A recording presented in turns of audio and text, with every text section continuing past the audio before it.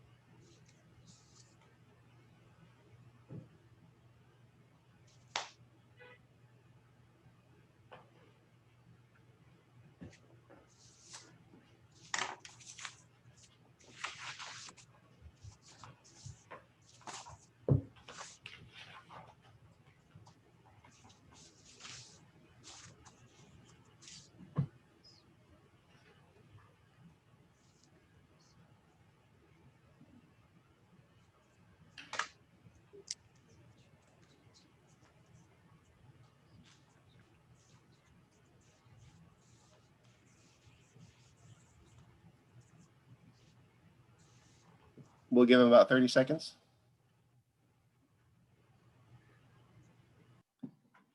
Sure.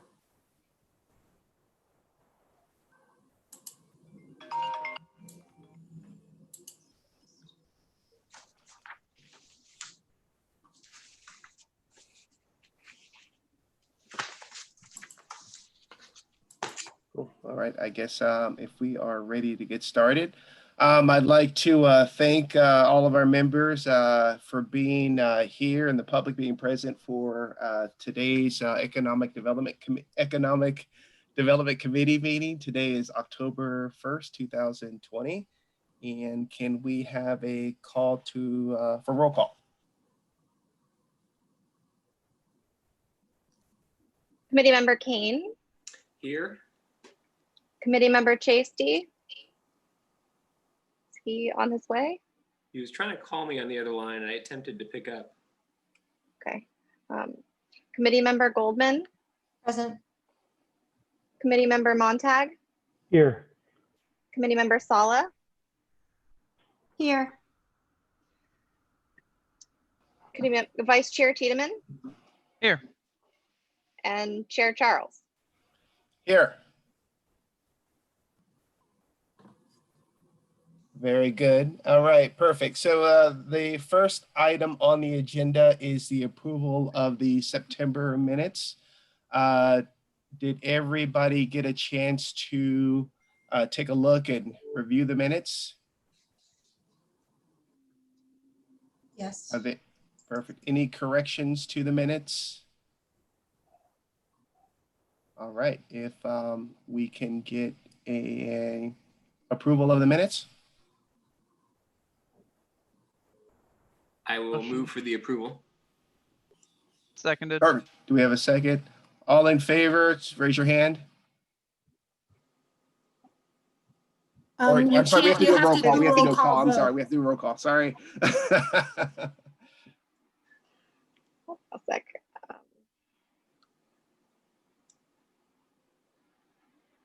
Committee Member Kane.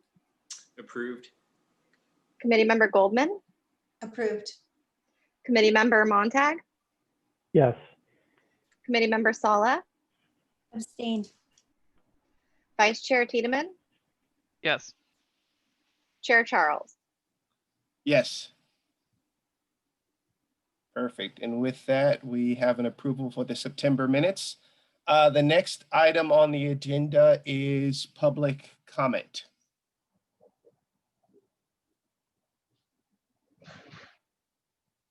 Do we have any members in the public willing to make a comment?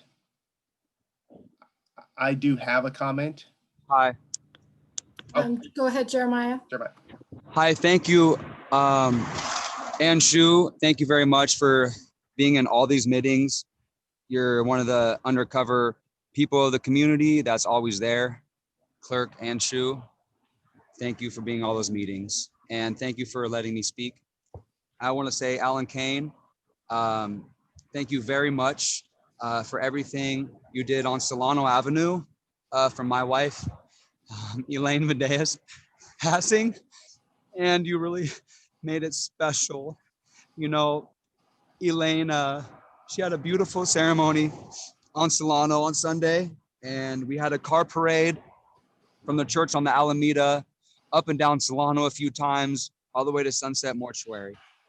And Elaine's honor could not have been respected so well without everybody from the community's support. Alan Kane, and I know there's members of the community, everybody there. Jeff Bond, I know you guys are all helping. So I'm here at the laundromat on Solano with Margie, and I'm doing laundry. And this is a great situation for the community. I know this is economic development, and this is an economic situation where people don't have money to do laundry, and it's a social justice thing to where everybody gets involved. And Elaine, we've been crying for help, asking for help for over years, and the shower program stopped at the Albany pool. And it's sad that Elaine had to pass away without taking showers, for having a shower for months. And now that she's gone, now the Albany puts me up in a hotel room for 2 weeks, 14 days, 14 nights at a hotel. That could have been spread out 14 different weeks. Elaine could have taken a shower, and it wasn't for me, it was for Elaine. I lived in the RV, and that's fine, I'm a guy. But I was asking all these community meetings, every time I speak, it was for my wife, Elaine, to better her life. And I really pray that we learn from this, and in the community, if anybody's asking for help, we investigate right away and help them. It's years and years, and I'm not mad, I'm not angry. I'm thankful for everybody's support, and Elaine would have wanted everything to be fixed. And she knows how hard I was trying for her. So thank you everybody for your support, and I'm still gonna be in the community, and I hope we could work together and make Albany a way better place. And just keep up the good work, everybody, and thank you for being here. I really appreciate it. Perfect. Thank you, Jeremiah, and my condolences. Any other people would like to speak for under public comment? I would like to add something for public comment as well. The Chamber and the SAA have been proud supporters of the outdoor dining. It's been good to see people resuming somewhat of a normalcy. This weekend, both organizations brought over 100 cars to Solano Avenue.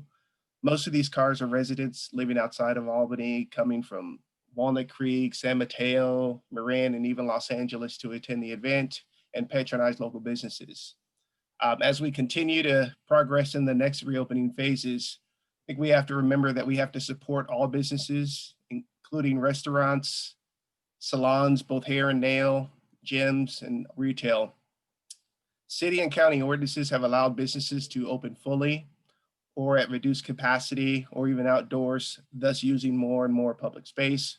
When we think about capacity, we've identified that one of our small businesses' top concern is parking. We've also identified vacancies as a top priority.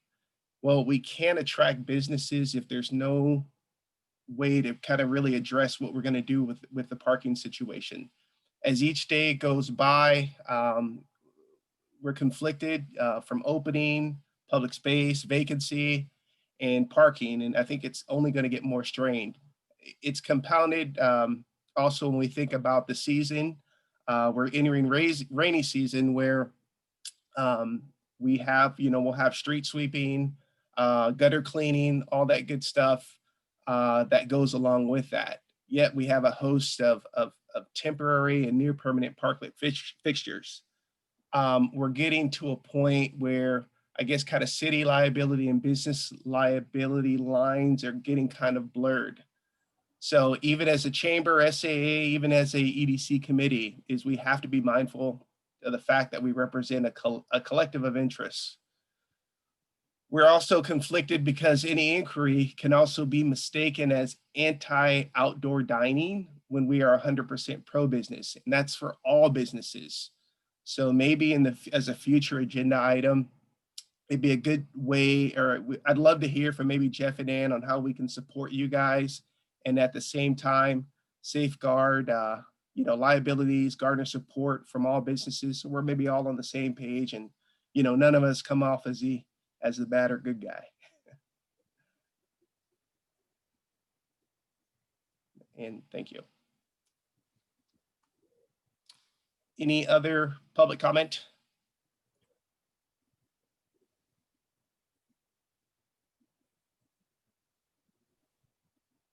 I see Amy Smolin has her hands up. Amy, you have 3 minutes starting now. Unmute. Hey, sorry, I wasn't going to speak, but since Sean spoke, I figure I'd address him. Let's see. In addition to your vehicle, your car show, there was also a music festival, which although it was about 90 degrees, that got a lot of attendance, mostly from locals. So we obviously had people from out of town and people locally at the businesses this weekend, this Sunday, and that was terrific.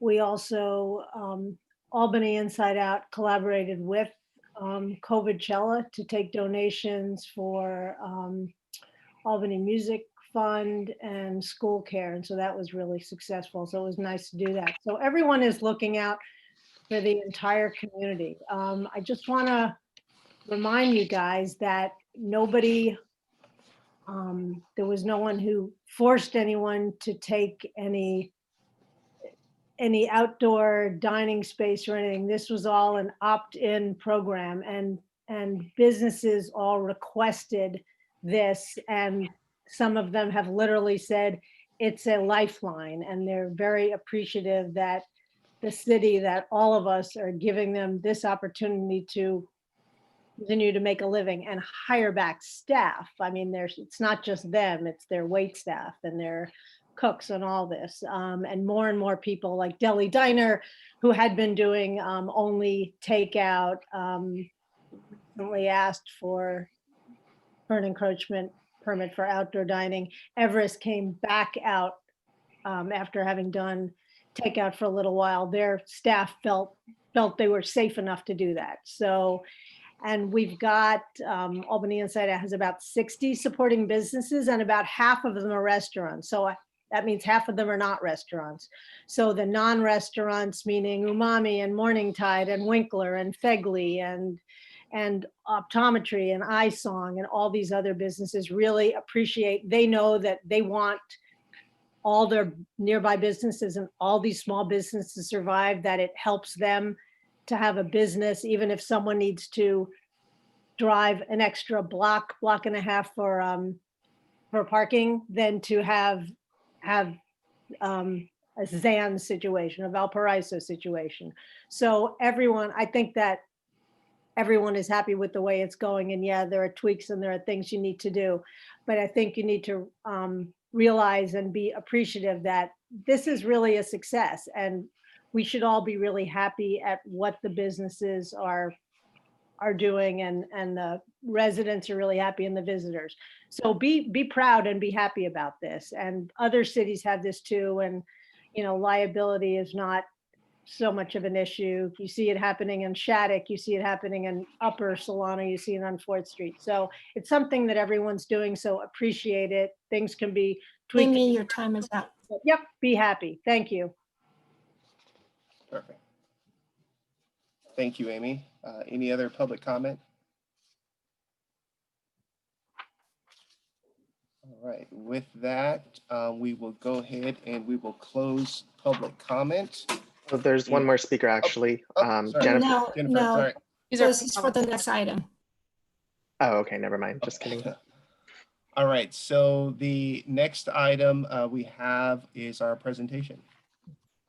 Good evening. A year ago this time, we had asked Tom Southern, who is a commercial real estate broker here in the East Bay and also an Albany resident, to provide a kind of a commercial market trends report to the committee.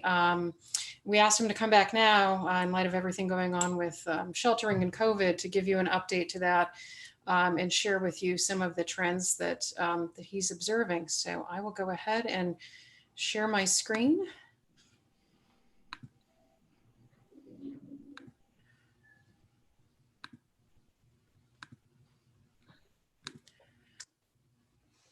And with that, I will turn it over to Tom to make his presentation to the committee.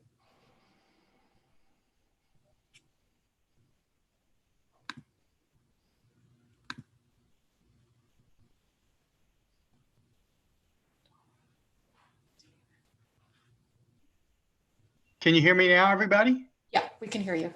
Sorry about that. Technologically challenged. It's a real pleasure and honor to be here to speak to you guys today. My focus is more going to be on macro Bay Area trends rather than Albany specific, but I think the way the things that I'm going to talk about affect Albany is mainly by the fact that a lot of people who live here work in places like San Francisco and Oakland and in the tech sector. And so their jobs and their way of living and doing business, whether they commute in or work from home, all that is changing. And so it affects a lot of people in the community, but I'm not really going to talk a lot about, Solano Avenue and San Pablo Avenue, which maybe I should at some other date, but not today. Without any questions, we'll get started, and then I'll leave time. Can you, let's see, go back one? Yeah, there you go. So typically we talk about different asset classes of real estate. And again, my focus is on commercial real estate today. And I just want to really point out that unlike past sort of downturns or slowdowns in the economy, this is very different in that not all of it, sectors are being affected the same, as you well know. So hospitality, retail, and office world is really being affected negatively. The demand for space, what's going on in customers coming in and that sort of thing, but because of a lot of it is COVID related restrictions. And then areas that are actually very active right now are the industrial warehouse sector and the lab and life sciences sector. And, you can think that there's a lot of money flowing to labs and life sciences, especially now during COVID, as a lot of people are chasing cures for that or vaccinations for that disease and just other things related to that, as well as their ongoing medical and lab technology. And industrial, we've seen this trend for a long time that's just amped up. And of rather than going to a mall to buy stuff, you ordered online. And so a lot of these big companies like Amazon in particular, have leased up and garnered lots of space in the area so that they can deliver stuff to your home quickly and easily. So that affects Albany, obviously, and again, you guys are probably all aware of this. This is try to be summary, but with the retail sector hurting a little bit because people are ordering more and more online through Amazon and other online services. So that's sort of a broad overview. And then I'm going to spend most of my time talking about the office sector today, where office workers, because again, I think most of the high-paying jobs in the Bay Area are involved around the office sector and tech. So go to the next slide if you can. And so, basically, here in San Francisco and in Oakland, we're seeing tech and professional demand for space sort of evaporate, and a lot of sublease space come on the market. These big tech companies had gobbled up a lot of space in anticipation of growth in the central business districts like San Francisco or Oakland.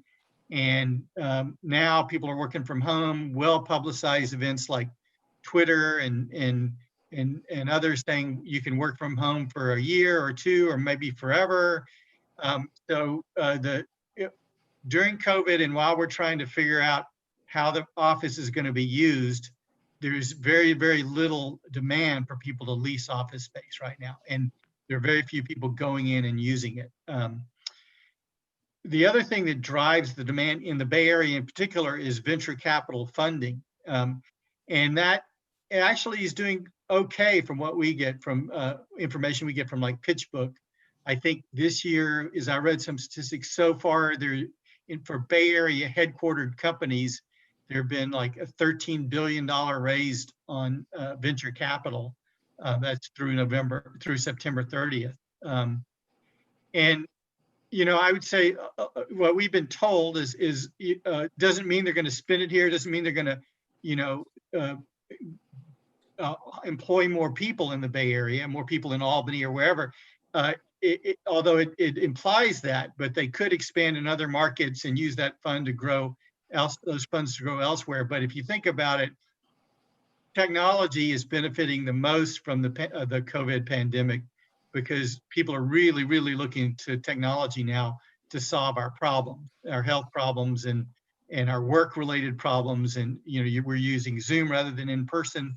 So these are all, you know, uses of technology, new, and that goes on around here in the office environment. So, so there's still you know, this huge debate about whether people want to work from home or whether they want to come into the office, or how they're going to come in. And that's a huge topic of conversation. There have been some firms doing studies to show there's a downturn in productivity for people, especially on Mondays and Fridays, if they're working exclusively at home and they want people to come into the office.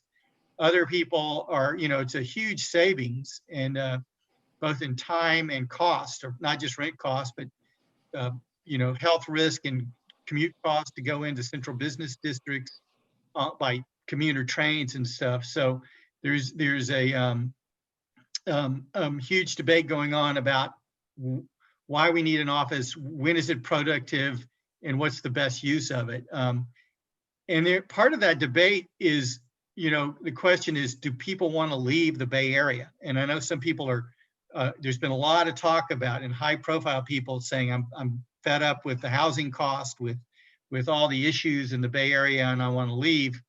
And so that is definitely an underlying issue. If you can take your job with you, and it's a high paying Bay Area job, then, you know, in fact, then, you know, and you can buy a house for a lot less, and, you know, different school system and whatever, will you do that? And some companies are even paying people, giving them grants for their employees to relocate. Now they're clawing some of that back in reducing salaries at the new locations. But so it's an interesting negotiating time between employers and employees. A lot of the reasons people want to be in the Bay Area, you know, are off limits to us right now. You know, the music and the restaurants and the gathering together at outdoor spaces.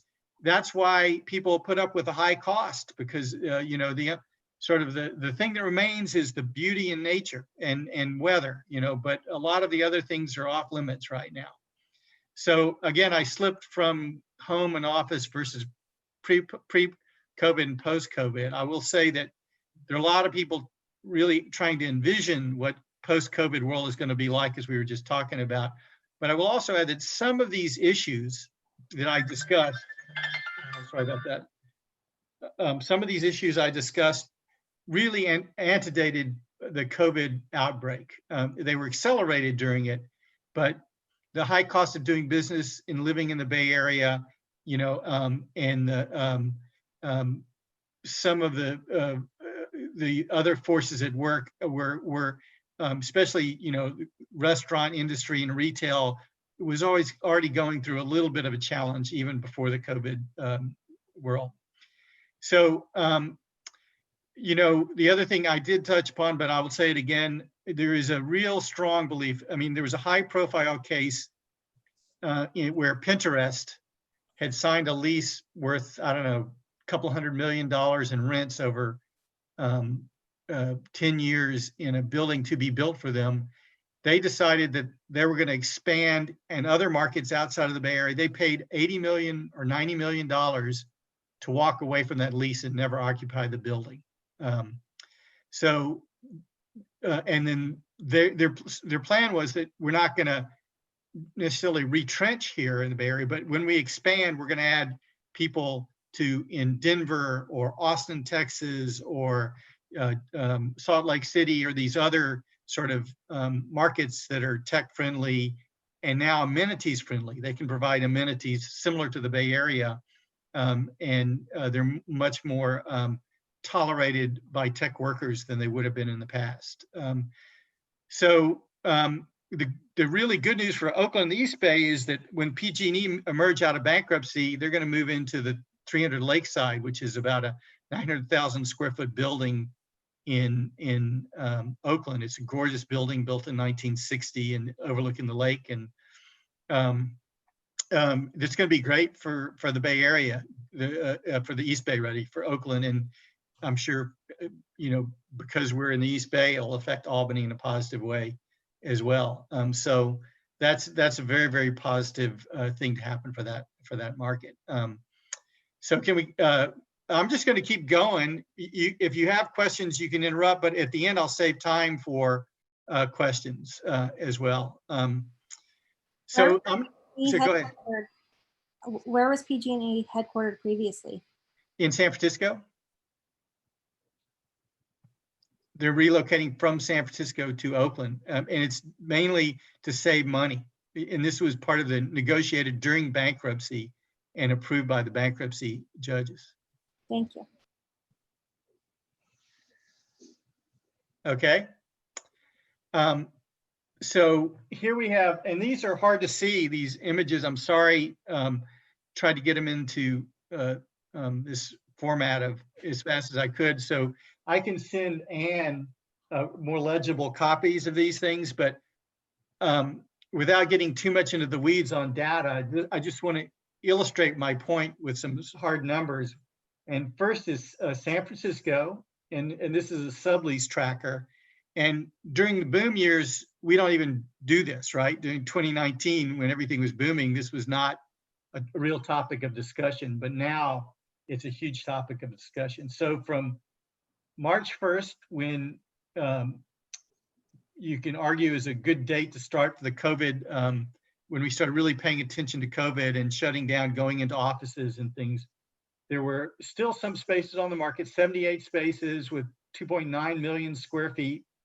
And in September 2nd of this year, so that's about 6 months later, I think, or close to it, there was 5.74 million square feet of space available and 182 spaces for sublease. So the amount of subleases went up by 133%, and the square feet went up by double, 97%, all, which is staggering amounts from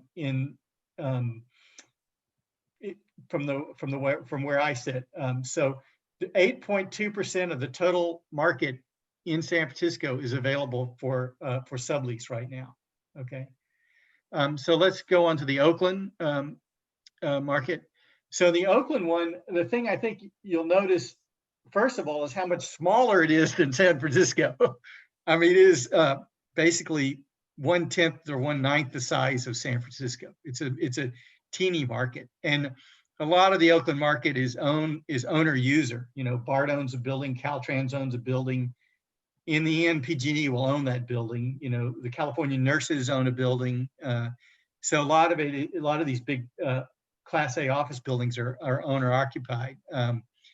There is some tech activity there, but and it's important tech activity, and a number of it came over is fintech, financial tech, and a lot of it when really things got heated up in San Francisco and people got a little price conscious, they moved over to save a little money over to Oakland.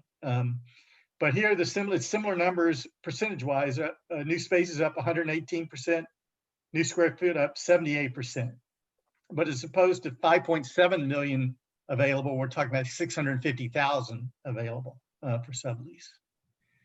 And again, the only reason I'm talking about the sublease is that's indicative of a very, very soft market. Just not much. We're seeing very little lease deals being done. touring activity is down. I just, until there's clarity in wouldn't say post-vaccine world, but clarity about how we're going to come out of COVID and use offices, it's going to be that way. So people are predicting 1 to 3 years before we in this sector, in the office sector, in the retail sector. But again, the lab where people have to go in, and in the what's the word? The logistics and industrial, that's all continuing to move along just nicely. So let's go over to the next. We've been talking about leasing and companies using space. The other part of what we do is about buying and selling stuff. And so just what's going on now is interest rates are very low, and there's a lot of credit available. It's not that hard to get a loan for businesses. And again, I'm talking about businesses right now. Still, a lot of investors are on the sidelines because just like everybody else, they don't know how this is going to shake out. They don't know what to do, what kind of bets to make, what kind of risk to take. So there's not as many deals getting done. There's been, I think, one sizable lab purchase investment in Alameda. There's a surprising number of lab development happening in Alameda now because it has the space for it, and it's less expensive than Emeryville and South San Francisco. So I would say there's still venture capitalists that are early flowing to tech. We've heard a lot of talk about hub and spoke office development versus central business district, where people are we're not going to expand in San Francisco and have everybody commute in and out every day, but we're going to set up satellite offices around, Fremont, Oakland, South San Francisco, wherever. But that's more talked about than done so far. But we do see a lot of real tech happening, expanding outside the Bay Area. And then a lot of things, there's also pause on investment because of the elections coming up and investors wondering about what's going to happen with taxes and other regulations. And then in San Francisco, homelessness and crime are something talked about a lot as a problem that everybody wants to do something about, but seems to be intractable for a lot of people. So as I mentioned earlier, the other $64 question or whatever question is when will tourism, entertainment, restaurants, and employment return to San Francisco? When you see that starting to happen, the real estate market will turn around dramatically. So can we go to the last slide here? So from an Albany or a city point of view, what both tenants who are doing build outs or people who are purchasing buildings are focused on the permitting and approvals process and how much time it takes and how easy this gets done. And I will say that in San Francisco, I know I've heard talk that they're revising some of their zoning to try to allow more life science in the city, in the PDR zoning over there. So that's something happening. I know Berkeley has done a lot of adjustments to their zoning to accommodate new business ventures. And I know Albany is talking about raising the heights limit along San Pablo Avenue to encourage more housing development. So these are all critical aspects of decision making. There's in the Bay Area, what I see right now is a lot of people reluctant to get involved in big projects because the cost of construction has really been high, and there's a lot of uncertainty about how to get it done and how long it'll take and what the end amount will all be.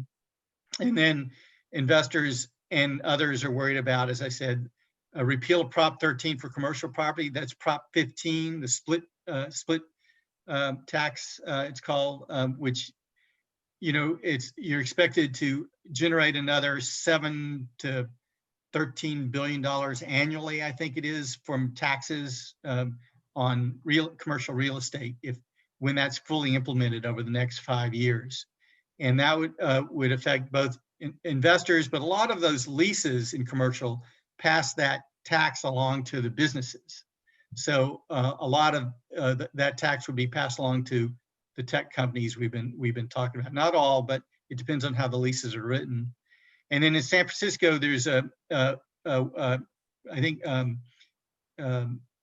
Heaney put on there a proposition that if the wealthiest employee of a company is some number greater than the average worker in San Francisco, then they can tax all the employment in San Francisco by quite a bit. I don't know the full details on it. You can read about it in the Chronicle, but that's got some tech employers a little nervous about San Francisco and expanding there. And then the transfer tax, on property is gone up, not in Albany, but it's gone up dramatically in Oakland and whenever you want to curb an activity, one way to do it is by taxing it more. And so that's another sort of thing on the regulatory horizon is how much more transfer taxes will change over time. So that's my sort of overview of the commercial real estate market. And I'm open for questions now and more specifics if you'd like. Yes, I don't know how to do this. So Ed, you want to, Ed, go ahead. I guess you had a question. It's Alan. Oh, Alan, sorry. Not a big deal. There are properties on Solano that used to be actual houses and then were converted to commercial spaces. And then now there's talk about converting them back to housing, which makes sense in a large vacancy world. Are there commercial properties that are considering converting to housing? How does that work? Well, you ask, I have a listing on Solano Avenue that oh, that's right. One of them's yours. Yeah. So Christopher Tan could probably talk more about this than I could if he's still on the call, because he knows the ins and outs of it. But, and I talked to another owner. So it's driven by the fact that, commercial building, you can get X rate per square foot as a commercial use, and as a residential, you can get more money for it, really. So that's what the seller wants to accomplish. And there's another gentleman I'm talking to, I'm not at liberty to say yet, but he's not on Solano, he's just off Solano, but he's trying to do the same thing, reconvert from from the house that was a house to an office back to a house. But that's a zoning issue for the city, and it doesn't, I don't know, I have no opinion on that from a real estate point of view. I mean, I would deal with whatever it is and price it accordingly. It's whether the city wants residential on Solano Avenue or wants commercial on Solano Avenue and what the philosophy is. And I'm not trying to opine about that. I really am not. I'm just trying to talk about the world of commercial real estate and how it's affected by these things. Well, setting the zoning aside, I know that there are apartment buildings and commercial buildings in downtown San Francisco that share the same vicinity. Yeah. I guess my question should have been more specific. Are there large properties in downtown San Francisco or downtown Oakland that are large office buildings, like you call Class A office buildings? Are any of those buildings considering converting to residential, which doesn't seem like a stretch? No, they're not at all. Not at all, because there's so many. There's going to be 10,000 units of apartments delivered, new units in Oakland over the next, 2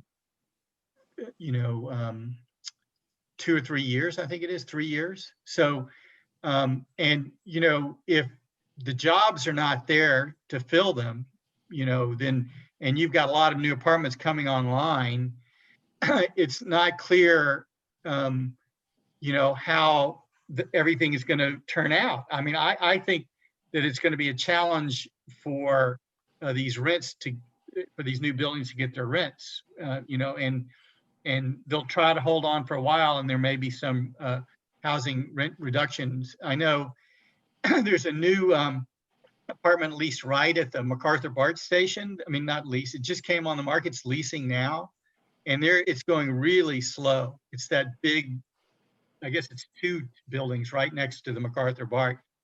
back when everybody's building these things, you wanted to be on a BART. You know, that was the end all and be all. It was now being near BART is not necessarily an attractive option for people because they're really afraid of, you know, getting exposed to diseases on the BART trains and going in. So I don't think that, I don't think zoning would allow it. I'm 100% sure in Oakland they wouldn't, you know, to convert one of these office towers to residential right now. But, and I don't think the economics make sense either by any stretch. There's a lot of land available for development in Oakland and up in the Valdez Triangle for apartments, and that has been developed.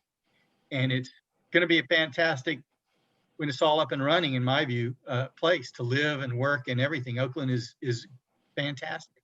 But right now, you got to have jobs and people making money to go out and rent things. That's sort of the main thing. Thank you. Did I answer your question? Yeah, perfectly. Yeah, that's great. Are you, I'll look up the Valdez Triangle later. Okay. Committee Member Salah.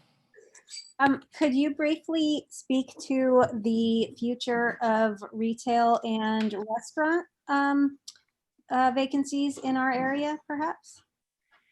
Yeah, I mean, I do a lot in that space, actually. You know, so right now on Solano Avenue and everywhere, I mean, people have to feel comfortable going out to a restaurant and going inside the restaurant and sitting down and using those spaces, you know. And until COVID is, you know, people are more comfortable with the risk involved to their own personal health. Personally, I think it's going to be really slow coming back. So restaurants, a lot of them have said, we can't survive, we're going out of business, declared bankruptcy, quit. And it's really a sad story for a lot of these. It's basically their life savings gone away, you know, because they can't sell their businesses to anyone. It's very challenging. And a lot of landlords I know are taking reduced rents now to help out. You know, at first there was talk about, well, we'll give you a rent concession, but we'll amortize it, you know, over future rents, right? An interest-free loan, if you like. But now I think they're just, you know, we're trying to work through this together. Not all landlords are in a position to do that. If it's leveraged and the banks won't cut them a break, it's kind of hard for them to, you know, give a rent concession when the banks won't give them one. But if they're in a position to do, and the tenant's a good tenant they want to keep and work with, they're trying to do that. But I don't know, you know, people are talking about overall 1 to 3 years before things get back. And that's making some assumptions about COVID and how we can live more healthily and with less personal risk. So does that answer your question? Yeah. No. Yeah. Committee Member Chasty. Hi, Tom. Hi. Thanks for coming back. Uh-huh. I have apropos of those people who are considering switching from commercial back to residential or addressing that problem. Another factor in that is there are a couple of factors. One has to do with the loan pricing, mortgage pricing, and the ability to get loans. And the other has to do with the effect of Prop 15, which I think will pass, in which case you'll have a higher property tax being levied on buildings depending upon whether they're used as commercial or residential, and especially the smaller buildings. Have you factored that in, or have you considered that at all? Or is the area that you're dealing with the building so much larger that those calculations don't seem to matter? In any event, yeah, so I have some thoughts about that, Robert. First, I mean, I do a lot of business in Albany, and I'm sharing information my company's worked hard to develop with you guys because I live in Albany. But I mean, I don't want to hold myself out as you know, I'm a local Albany guy. I do a lot of leasing and sales in Albany. So if you don't own a lot, I think the threshold is like $3 million or some amount on Prop 15, as I understand it, then there's some sort of exemption for your prop. You still get protected under Prop 13. So if you don't own a lot of real estate and commercial, and I don't know if it's in California or all over, you may be able to avoid the increases that go in. So that's one thing. Is that $3 million based on value of the property or based on some kind of income? You know, I don't want to. I think I mean, the San Francisco Chronicle had a good article on this, but I've read them in a number of places. And when we get off, maybe I can email you some data on it. But there are some protections about that, and it's not clear. I mean, other people I've talked to don't think it's going to pass because you know, they think it's a slippery slope, and that, you know, eventually it's going to try to get to everything, you know, and so I mean, residential as well. But at any rate, if it does pass, it'll affect the wealthier, larger landlords, larger property, not just landlords. A lot of people own their own buildings and do their business there, but there'll be some exemptions for smaller.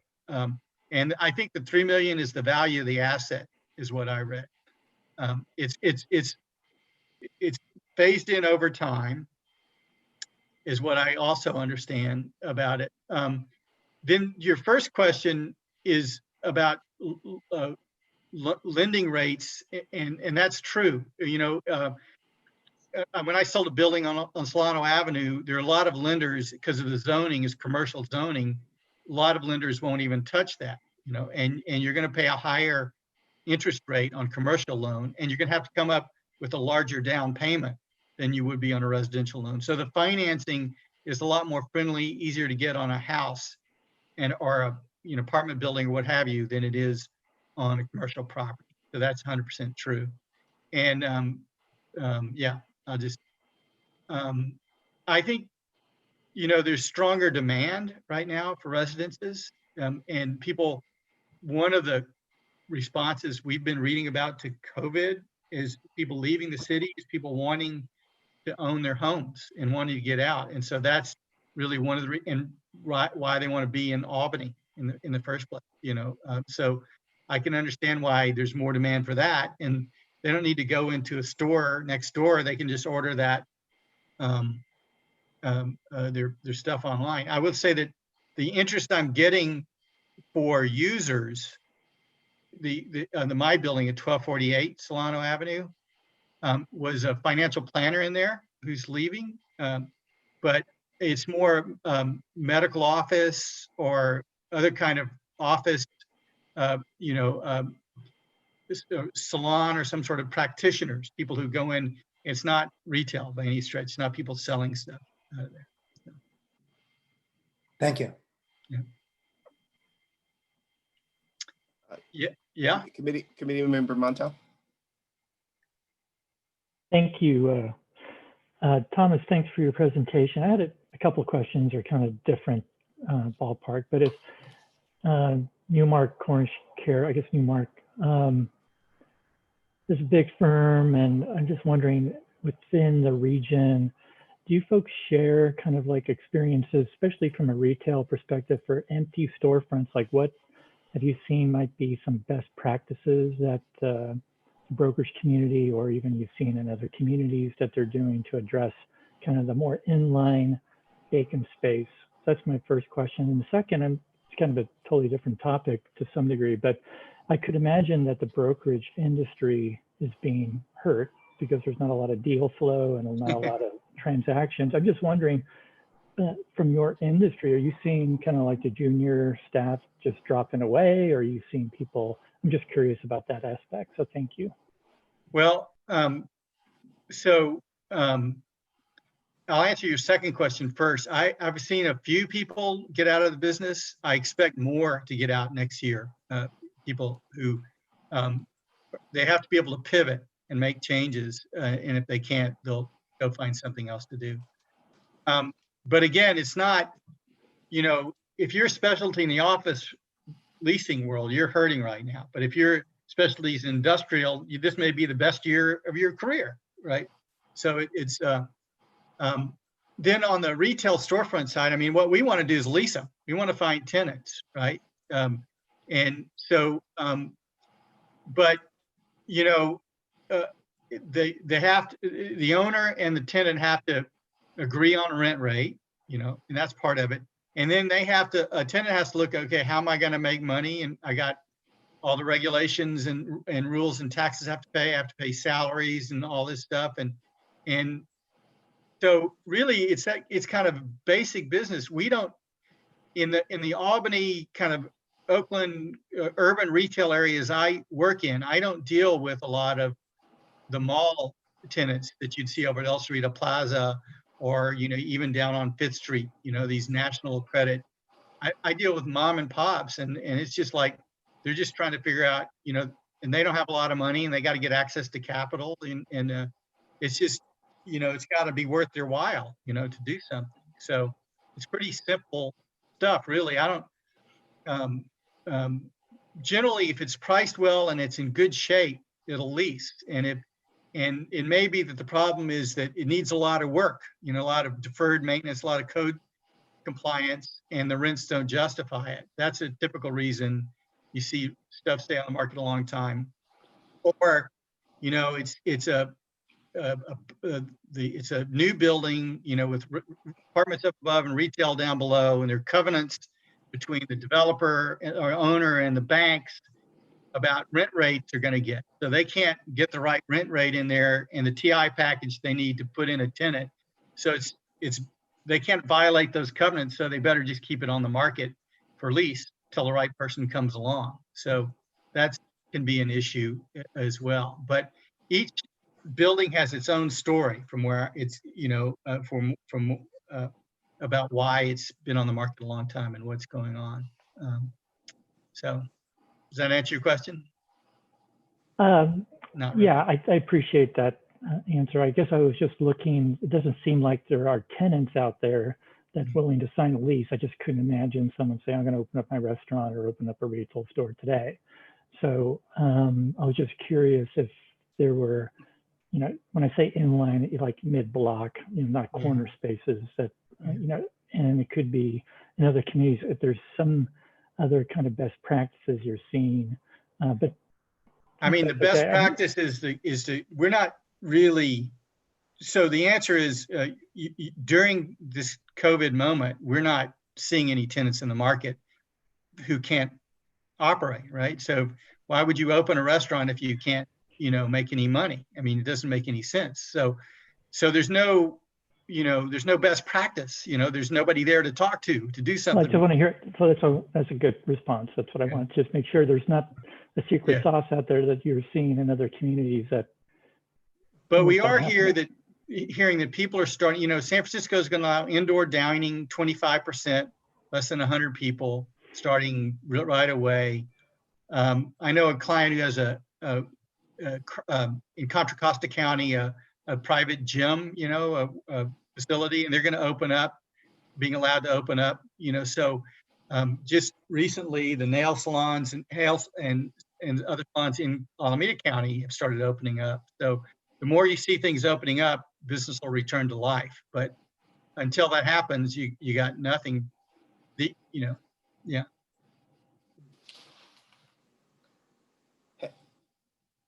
Have you seen like any cities like maybe like, is there a head start that we can do as a city as far as, you know, getting financing or talking about financing or options out to, you know, businesses and potential investors to fill some of these spaces? I mean, so what, I don't know what you can do. I mean, short of, you know, so people are trying to get creative about, you know, doing leases where, you know, if COVID happens again, you know, what's going to happen? What's going to be the consequences? You know, they've been fighting about who bears the burden of this cost, right? the money from the federal government, from Nancy Pelosi and, to the CARES Act or whatever it's called, I forgot the name of it, was huge in survival of a lot of local businesses. But unless something like that, because they were able to pay their rents and keep things and keep some employees and keep things together while he couldn't open for business. So I that I don't know what Albany can do per se. I mean, I haven't thought about it. I hadn't prepared for that, other than what you've been doing all along, just making the permit processing easier, making sure that, I mean, and it's easy, by the way. When I say easier, Jeff and Ann, you have to understand doing business with Albany is a thrill. It's exciting. It's fun. I mean, you may not always get the answer you want, but it's pretty straight shooting. And so everybody's happy about dealing on the level I deal with, you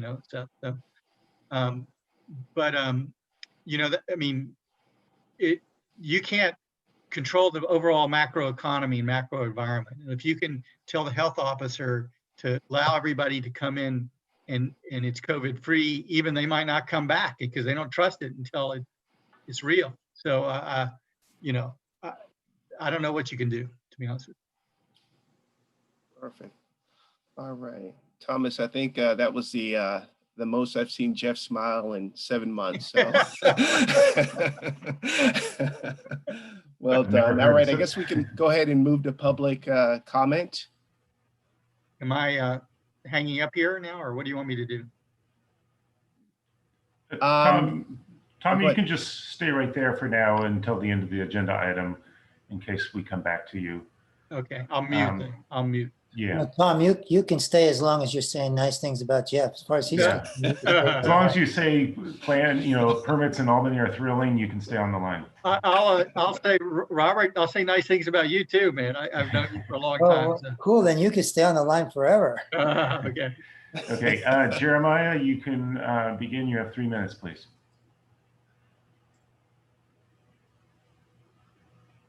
Hi, good evening. I don't think I'll take all 3 minutes. I just want to speak that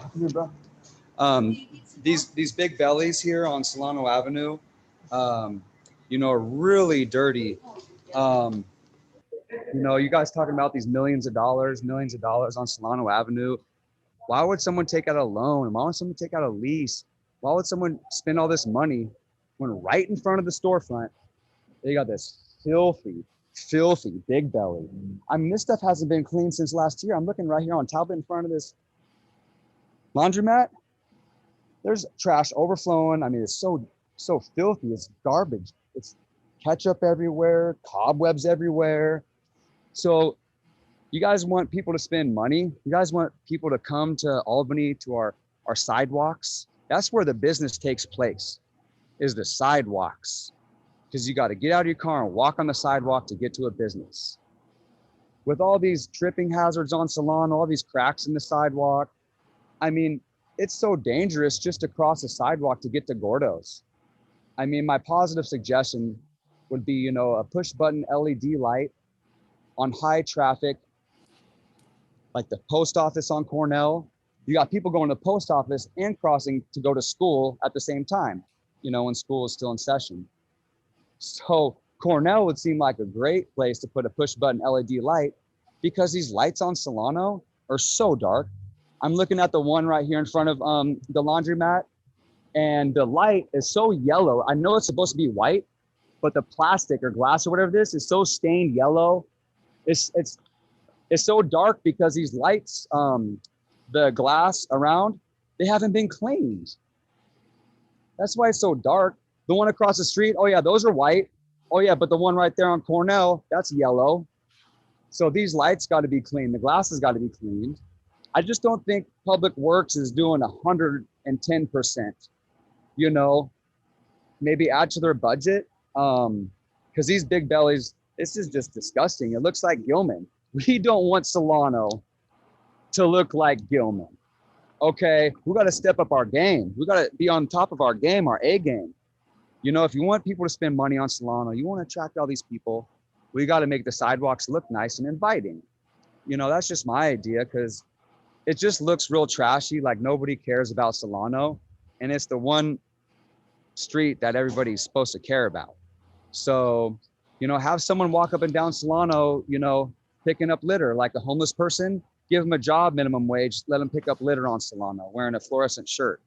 So we could do it. We could do it. All right. All right. Thank you. And as a reminder, we are on the topic of real estate on Solano Avenue. So if we can, or excuse me, in Albany.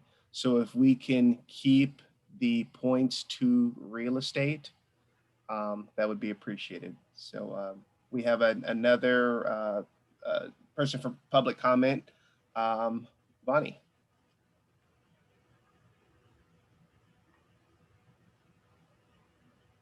Bonnie, I think you're muted.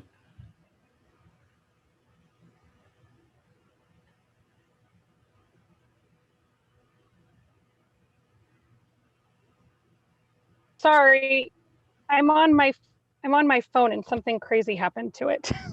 Can you guys hear me? Yeah. Yes.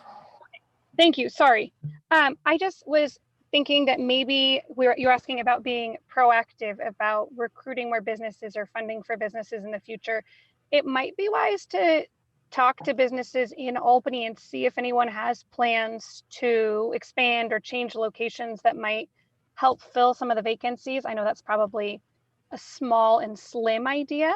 I also think if we focused, again, I'm going to say this, on those essential businesses. So a hardware store, a small grocery store, I said it before, some sort of a bread bakery that's, you know, we complements the Brazil bread bakery. I think that if we bring those businesses into Albany, they will keep people out in our commercial districts because those are businesses they need to utilize. And Safeway is great, but it doesn't fill all of the shopping needs in Albany. I do most of my shopping outside of Albany. So I think that if we really looked at those ideas and how to fill our smaller spaces with smaller businesses, that would be great. I do know that our own business is looking to expand in a different way. And it would be great if Albany, you know, wanted to work with us on finding something that could be suitable and supported that to keep our business really rooted in Albany.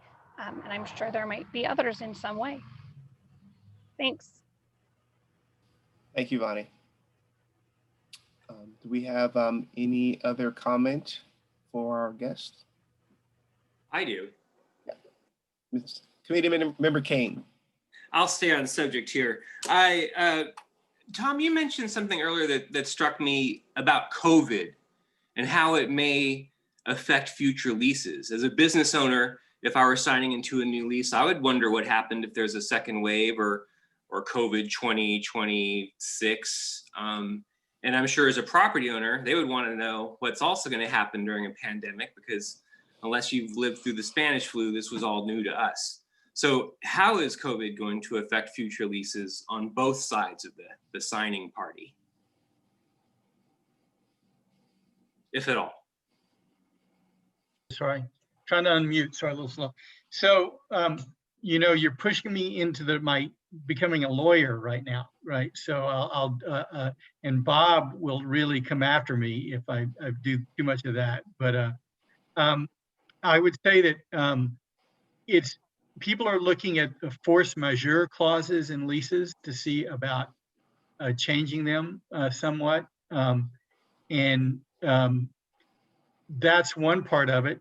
And on the bigger level, I mean, it is a big fight, you know,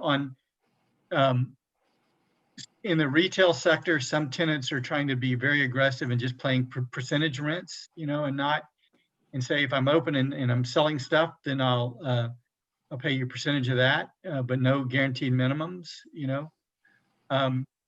Now, again, it's a big discussion and negotiation between them, but so people are getting creative. I've heard of one landlord saying, okay, look, I'll get, if the government for whatever reason says you can't open your business now, you know, I'll give you up to 3 months of no rent payment, but you got to add 3 more months of term at the end. So you get to use the money now when you can't open, but we extend the term some more. again, these are all situations, they work in some environments and not in others, but so I don't know how it's going to all shake out, you know, but people are trying to be creative. And I would say that if there's a lot of money at stake, you know, hire a good real estate attorney is what I would recommend you do. And I can recommend some particular ones at some point if you want. Perfect. Well, I want to thank you, Tom, for coming in and educating us today. And again, thanks so much. It's an annual event. Next time I want to do it in person. Okay. But thank you guys very much for having me. I appreciate it. Very good. Thank you. Thanks, Tom. Bye. All right. The next item up for agenda is the discussion of possible action on matters related to the following items. Update on the marketing plan. We have a recommendation from receive staff update on planned marketing campaign for Albany's business districts and provide input. Yeah, last There you month go. we mentioned that we are working with Haas Business School to develop a marketing campaign. So we've met with those students. There are 3 students who seem eager and talented and interested. And so we're scheduling a walk with them to get a couple of them are actually pretty familiar with Albany, but we want to show them around and give them a sense of our commercial districts, probably focusing on Solano and San Pablo in particular. Last month, we talked a little bit about this. This is a second opportunity if you want to provide any suggestions for what you'd want them to focus on in terms of a marketing campaign. And we can continue to bring you updates as that solidifies. I think the timeline is that we will receive final deliverables sometime in November. And does that sound right? Yeah, we're expecting that this would be wrapped up by about mid-November. So by your December meeting, we can share the outcome of that with you.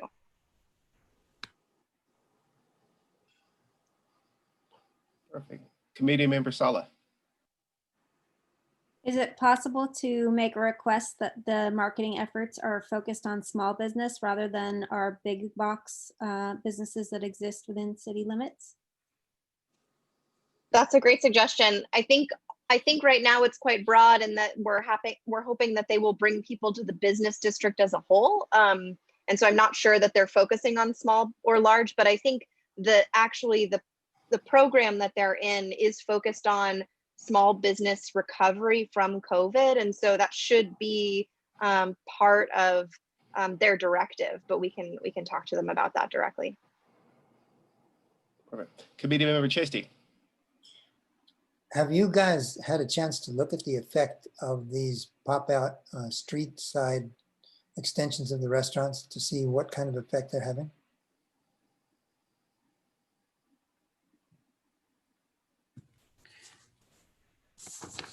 We are looking at that, and we actually we were going to discuss that as part of the announcements section. So we can address it when we come to that point. Okay. Perfect. All right. So we can move on from that to the subcommittee. Looks like there's a question. I'm sorry. One more. Oh, sorry. Just Yep. Sorry. curious, what's the process for this? So it comes to us in November, and then we would have feedback on it, then go to council. I'm not sure that we've discussed the process yet, or what would need to go to council. Ann or Jeff, do you have any thoughts on that? Yeah, I don't know that there would be necessarily a need to go to council if it's developing a marketing plan.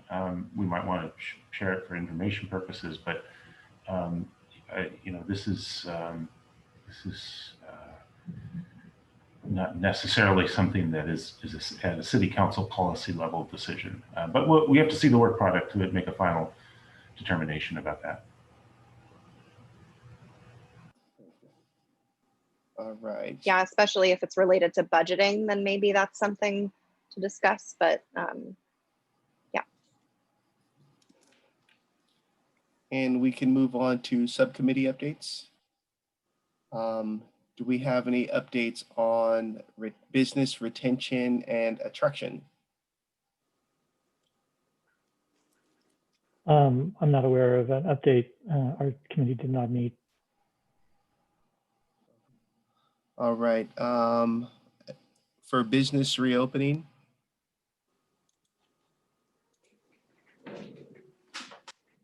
So we weren't able to meet, but things really haven't changed from our last meeting, and I think I kind of relayed some of the concerns from some of our businesses when it comes to the reopening.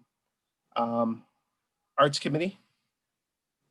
No update. I have not gone to a arts committee meeting, but I will endeavor to do so before next time. Okay, if we have any comments from anybody on item number 5. All right, we'll move on to item number 6, announcements of staff and committee members, reports, updates, and status of previous agenda items. I think we have some more.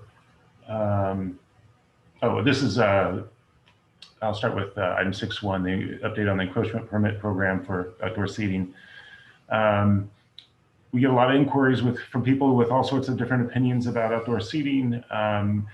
In order to kind of sort all this out, what we're proposing to do, it's still tentative, but I'm fairly confident that we'll be able to schedule a kind of a staff moderated workshop with hopefully businesses that have permits for outdoor seating, other businesses that have opinions about it, business associations, and general members of the public to talk about some of the issues that have occurred so far, and the successes as well as concerns, and also to prepare for the winter months and changes in the public health orders.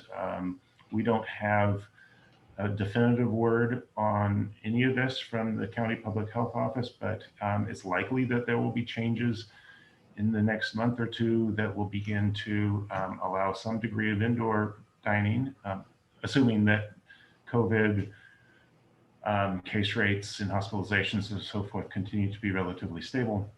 But there also will be some direction on just the type of outdoor enclosures that would be allowed during winter months. So we don't have all the answers, but given that people need time to prepare for things, we want to start the dialogue with the community about that.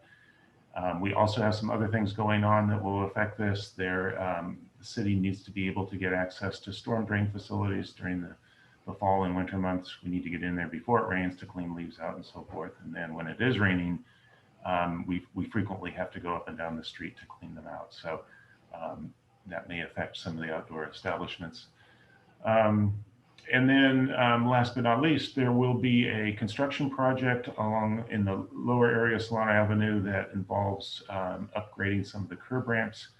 Off the top of my head, I don't remember exactly the parameters of that project, the geographic parameters of that. But the project manager for that project will also be part of this workshop, and we can talk about what businesses can expect from that project. The contract has been approved by council and will be going out to start probably later this month or early November. And then there are some things that we've been fairly lax about in terms of enforcement of conditions of approval that are become bigger issues in the winter time. Things like electrical wires strung around trees and so forth. That becomes more of an issue in wet weather, as does propane heaters that might be more of a hazard if they're turned on and susceptible to tipping over and so forth. So we don't have any predetermined roadmap on this. We've got some general ideas we want to talk about with people, and we're hoping to do this in an informal and collaborative way. Again, the tentative date is October 13th at 3 o'clock. A couple more logistical pieces that need to come into place hopefully tomorrow, and then we'll kind of start to push out that date in a more formal way. But we're looking forward to the opportunity to have that dialogue. Be happy to answer any questions. Perfect. Thank you, Jeff. Committee Member Sala. I was wondering if there is any way to delay the street projects till after the holiday season so that businesses can have a best shot at making, as much money as they can during their busy time. It will hopefully be a busy time. Yeah, I think the idea is to get it done very quickly. So that there's some urgency to getting it started on our end. The Public Works Department is managing that project, so I don't have the details, but they're cognizant of the importance of the holiday season to our local businesses and restaurants and so forth. One other comment, I have a kind of crazy out of the box idea that may or may not work, but BART is trying to get rid of their old BART cars. And that might be an interesting thing for restaurants to be able to offer indoor, outdoor dining once the rain's done, if they could be refurbished. I'll make note of that. There are lots of wonderful ideas, and that actually can be a very cool thing to do. We're right now just trying to be really nimble and be able to support our businesses quickly, and be as flexible about it as possible, while still also kind of keeping the street functioning for the infrastructure functioning the way it needs to for everybody else. Committee Member Chesty. Stephanie, what are they charging for those cars? They're actually free, but you have to pay to move them and promise that you will dispose of them appropriately if you are no longer using them. But I thought it would be a really cool use for them, and then maybe they could become part of a children's playground or something like that. Kind of an interesting thought. Yeah. Anyway, thank you. Jeff, I have a question. Given the situation with employment now and the need for beautification, when are you guys going to actually complete the undergrounding of those wires in the main entrance street to the city? Starting at, I guess you finished Buchanan, so running eastward from Buchanan up Marin to however far you can with whatever money you have from Rule 20. That's a little bit off topic, but I'll quickly answer the question. I'll call a point of order on that one. I'm sorry, Robert. We're going to go to, if we don't have any other questions, we'll go to 6-2, and maybe that is more relative to your question. Any other questions regarding item 6-1? And I see the public comment. What I will do is we'll take care of both of these and we'll handle the item 6 as a whole. So we'll take comment. Committee Member Kane? I just had a question. It sounds like it was my interpretation that outside dining was used to supplement income while, we were in a phase that allowed restaurants to serve outside and other businesses were closed, et cetera. Of course, this afternoon, the Alameda County Health Department updated their orders, and there will be indoor dining in Alameda County. The elementary schools will reopen, apparently. And we have a Cornell school, which is positioned at Solano and Solano and Cornell, that has approximately 30 parking spaces removed from the immediate area. So it's my interpretation that these parklets are pretty much here for a while, or are we discussing how long they'll be here in October? I thought they were temporary.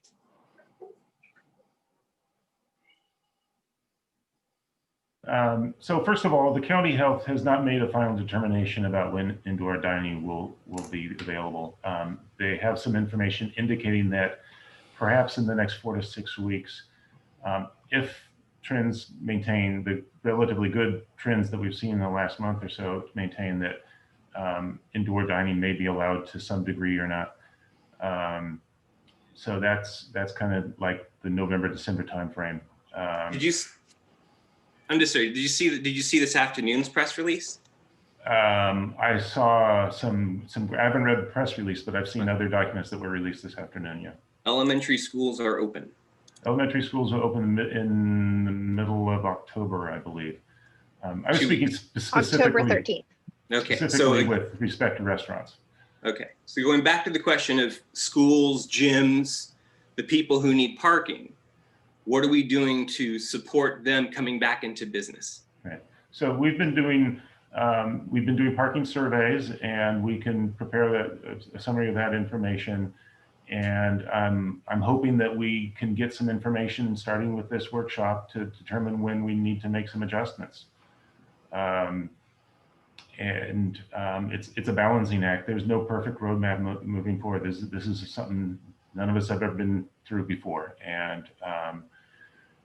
the county health department moves the goal line around quite a bit. The state's moving it around quite a bit. I think as long as people continue to communicate with us, we will try to respond to what we're hearing and try to thread the needle of the middle ground in all this is basically what I'm trying to do. And it's very dangerous, I think, when you start reassigning public space with just the attitude of like, well, anyway, thank you. I appreciate you answering the question. Very good. Item 6-2 is San Pablo Avenue specific plan update. Yeah, we've been working with the Planning Commission since May of this year on a grant that we received through the State Department of Housing and Community Development. So we've been working on a San Pablo Avenue specific plan. And what that means is we're looking at the full San Pablo corridor in the city limits, and we're looking at changing some of the development standards, facilitating new housing development through those development standards, and other kind of design types. And we had our third meeting with them last week. So within the next, probably the end of October, we anticipate having a survey up online with some graphics and questions as part of our community engagement. We'll certainly let the committee know once all of that goes live, but that's a process that we've been working on now this year, and it will be exciting for us to actually have some visuals that go with it to really illustrate what San Pablo Avenue could look like in the future. Thank you, Ann. Any comment, Committee Member DeMonto? Thank you. I had a chance to listen to the Planning Commission meeting, and I just wanted to provide, I guess the question is there going to be a time for this committee to provide input to that, or should we send that as just individuals, or that's a question. If you want to, if you'd like input now, or how best to do that? Yeah, I think I think it might be best just to provide it in an individual capacity, and we can include that as part of the plan. That'd be great. Okay, thank you. Any further comment? Committee Member Tiemann. Just a question of generally what happened at the last planning meeting, or what was the direction of discussion. I've been attempting to attend most of those, but unfortunately this last one I had class during, so I could not attend. So this last one was really interesting. We had a retail consultant, Christine Furstenberg, who does a lot of commercial real estate deals in the Bay Area. And she and our consultants had actually walked through the corridor pre-COVID. And she had some observations, about retail versus commercial on the ground floor. And so that was a good part of the presentation last week. And it prompted an interesting discussion with our commission on that. We also delved into the topics of social equity and inclusion, which was also an interesting point. All of our commissioners had kind of distinct points of view on that. So it was a good discussion, a good meeting.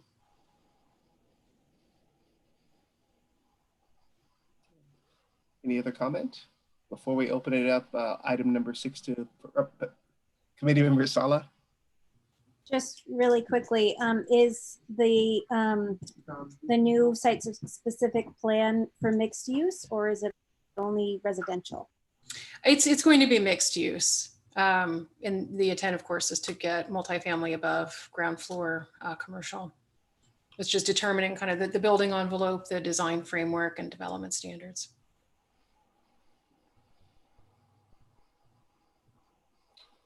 Okay. All right, we will open this item up. Item number 6 for public comment. We have Before public Jeremiah. comment, Oh, sorry. I have two additional announcements before I'm public sorry. comment. So as committee member Kane mentioned, the county released more information this afternoon regarding reopening elementary schools as well as indoor businesses with restrictions or capacity limitations. And I'll share that press release with all of you after the meeting. I'll forward it so you can see the details. But that's exciting news for our local businesses. And the other announcement I want to share is that this will be my last meeting with the Economic Development Committee. I am moving to Oregon in October, and so I will no longer be working for the city of Albany. And I wanted to have a chance to say goodbye and also let you know I've been very privileged to be able to work with all of you. So that's my news. Claire, we're going to miss you. This isn't very right. sad to see you go. You're abandoning us. We feel sad. We're going to miss you so much. Thank you for all you've done for us. So you Yes, want to thank move you. north to get worse air? Is that the idea?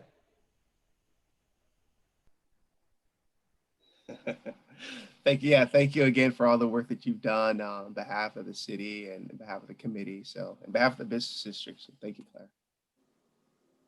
So we can now open it up for public comment. Jeremiah.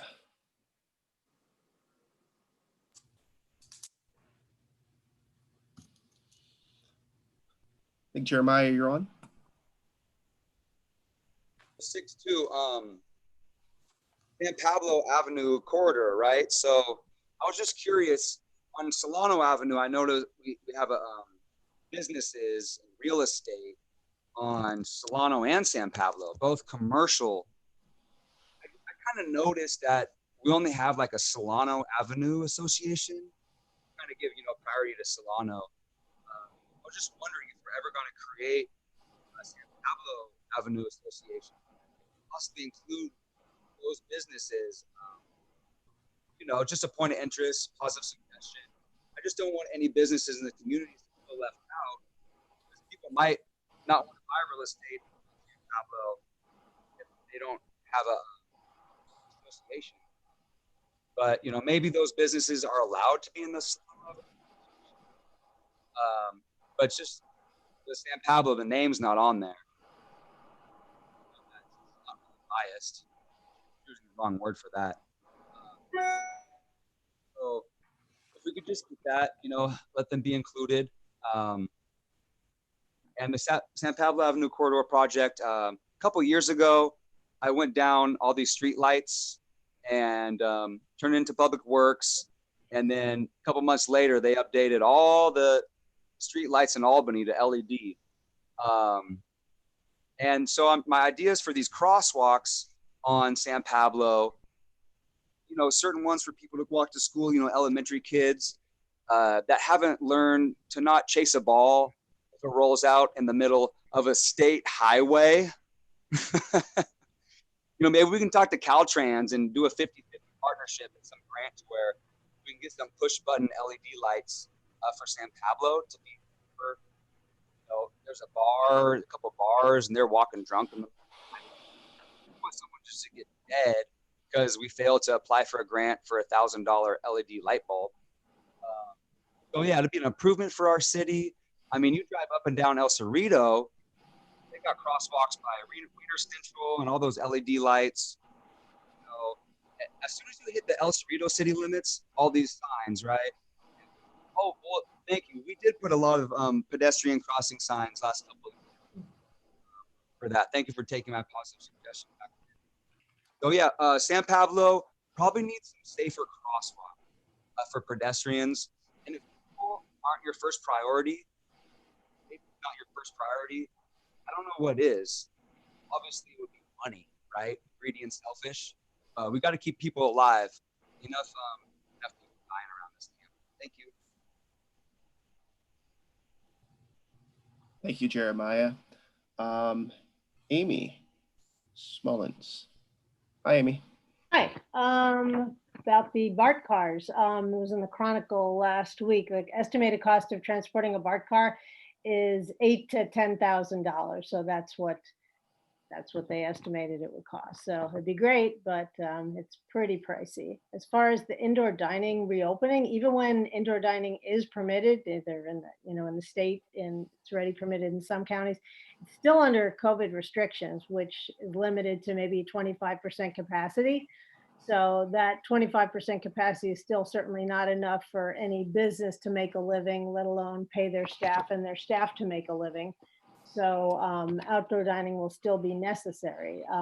As well, a lot of people under COVID aren't going to feel comfortable sitting inside somewhere for an hour at all. It's different walking in, walking around Safeway. You're kind of a little moving target. You walk in, you get where you're going, you walk out. So people my age and older, and people with people who may have health issues are not going to feel, many won't feel comfortable for a long time. So I think the outdoor dining is going to be here to stay in some capacity. Also, just to confirm, no one has ever taken an ADA parking spot ever with an encroachment permit. So those will always be there for people who absolutely need to park right in front of where they're going to be. Where they're going to go, where they're going to shop. I live on the 900 block of Canes, and there are always a lot of parking spaces here. There are plenty of parking spaces on the side streets, so people can park in. I'm happy if someone parks in front of my house to go to 5 Tacos or wherever they're going to go. So there's plenty of parking. It may not be right in front of where they're going, but there, I walk the side streets a lot, and I live here. So I think it'll be fine. And I think everyone wants as many businesses to thrive as possible, and we should all do what it takes for that to happen. Thank you. Thank you, Amy. All right, and we have Bonnie is up next. Good evening again, Bonnie. I think Alan had a response. Do you want to go first? I can wait, Alan. We'll go ahead in order. Okay, so I really appreciate that you guys are talking about this and discussing it, and that you're thinking towards the future. And I want to thank Ann and Jeff for putting together the forum for the business owners to actually get to give their input. And we're going to encourage as many of them as possible to participate.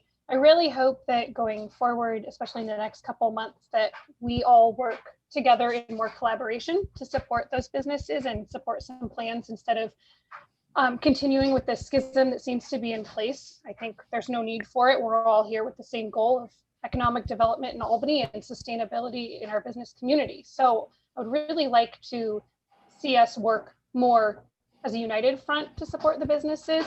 On that note, let's stop talking about we need to get parking back. Gyms are 10%. If they're going to reopen, that's very minimal. Schools, when they're ready, we don't have a meeting till October 6th to even hear a plan from our district. So that is a couple more weeks out. The outdoor dining, these restaurants worked so hard on it. They put their own money into that space. They are doing okay because they have that available. We're hearing from people, oh, I was just driving by and I saw this. I have people walking San Pablo. Oh, do you know a place we can eat? I send them to Solano and say, go dine outdoors on Solano. It's lovely. I've heard back, people have followed us on Facebook and Instagram and said, hey, this is great. We're loving it. It's European. It feels safe during these times. Also, it's getting people to try businesses they wouldn't have tried and then shop at businesses next door. I know that some of our retail stores are opening more days because they're having more shoppers due to more people strolling safely on the avenue. So I highly suggest that we don't just pull away these encroachment permits and the outdoor dining just because it's the winter season or because we need the parking spaces back. I think there's plenty of parking in Albany right now. I think we can be creative and we can be supportive of everyone as a whole instead of this parking centric.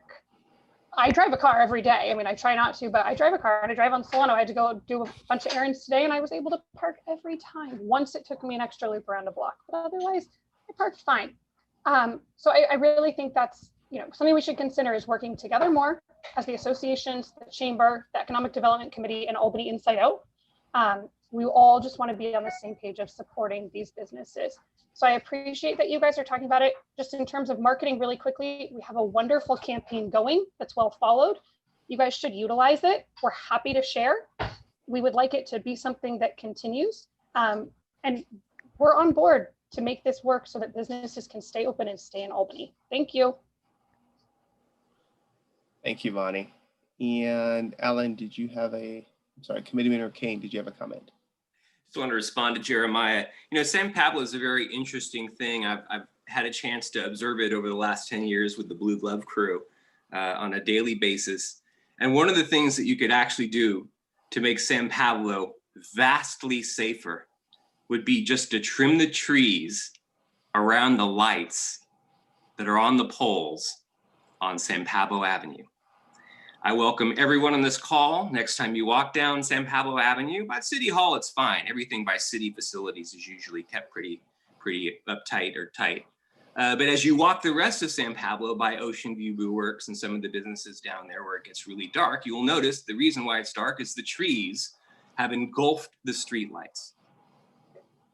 Simple thing like cutting some trees away from some lights, instead of installing bright yellow markers at sidewalks at intersections would be a good start, would just be to remove the trees.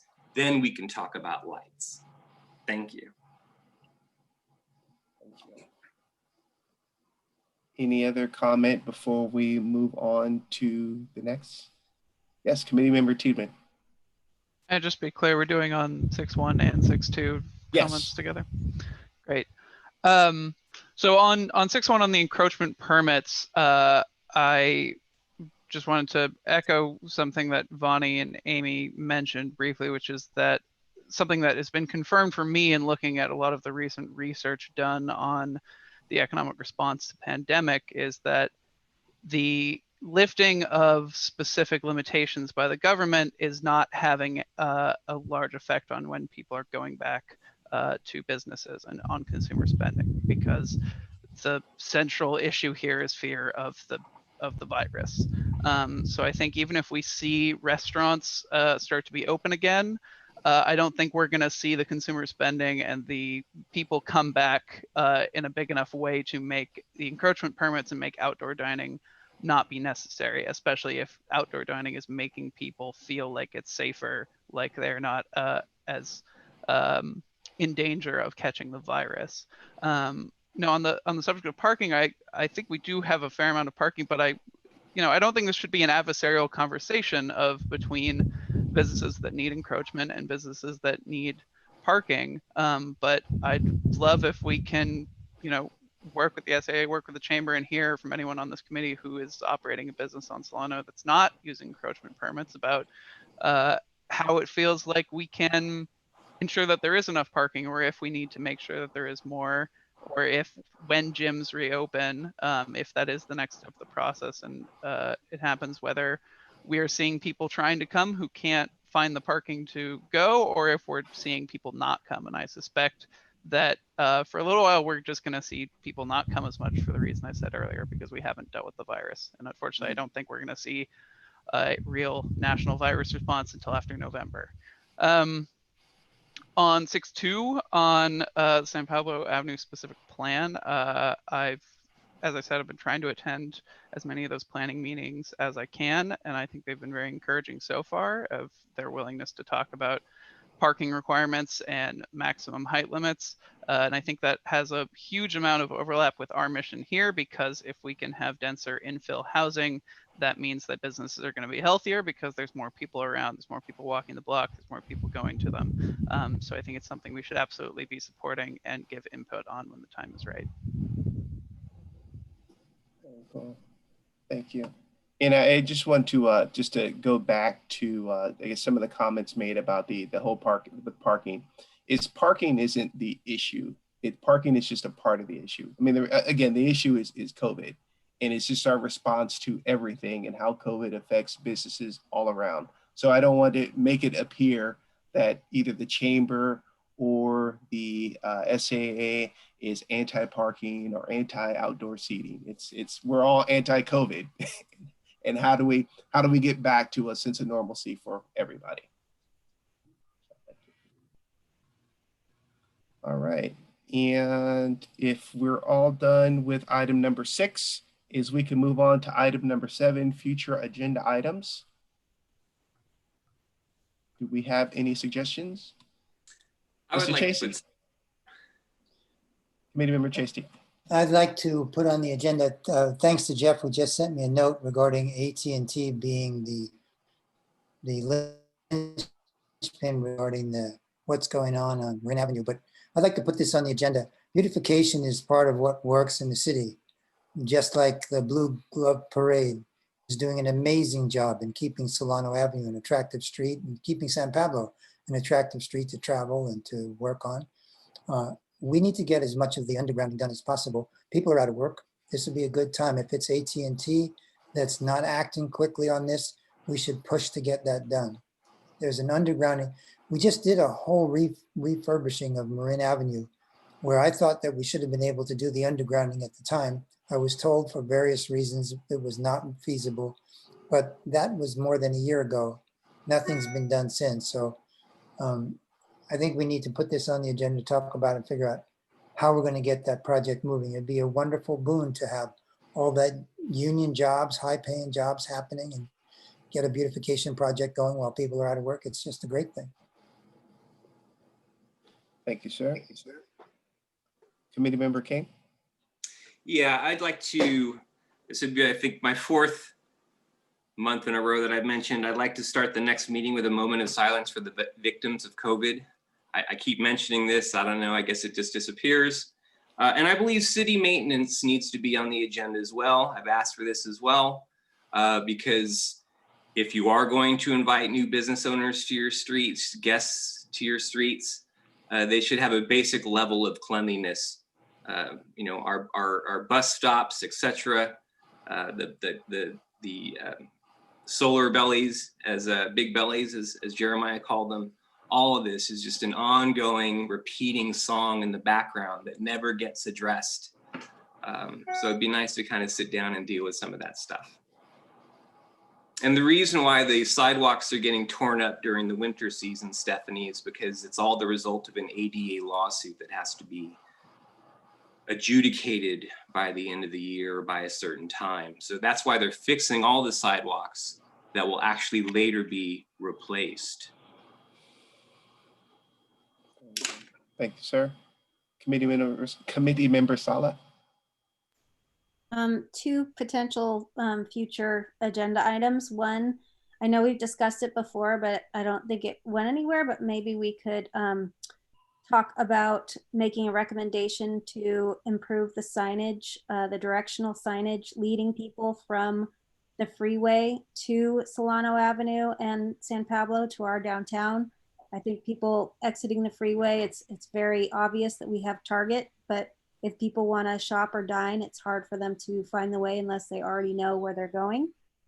And another item is I would love to get an update from the city staff on businesses that we have lost due to COVID and what has come in this time, if anything.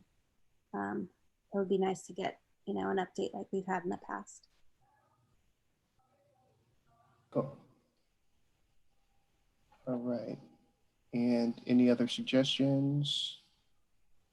All right. I will work with the city in making sure that we prioritize. I know Jeff is going to have a big month next month, obviously with everything that's going on. So if you're available, Jeff, I would certainly love you to maybe present next month.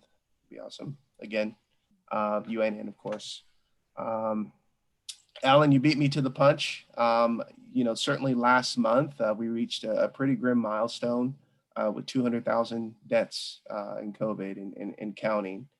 And what I would like to do is kind of end the meeting today with the thoughts of those 200,000 souls that aren't here with us today. So, Before you end the meeting, yep.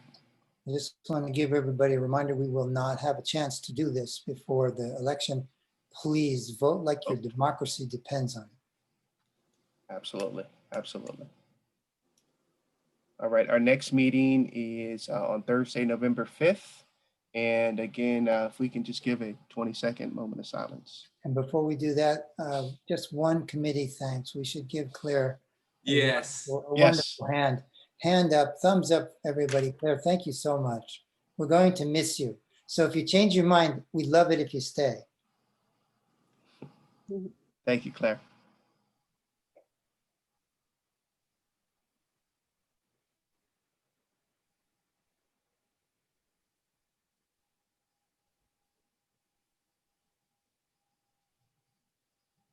Thank you, everybody. Have a good evening. All right, sir. Meeting Good night, is everybody. adjourned. Okay, thank you. Thanks, everyone.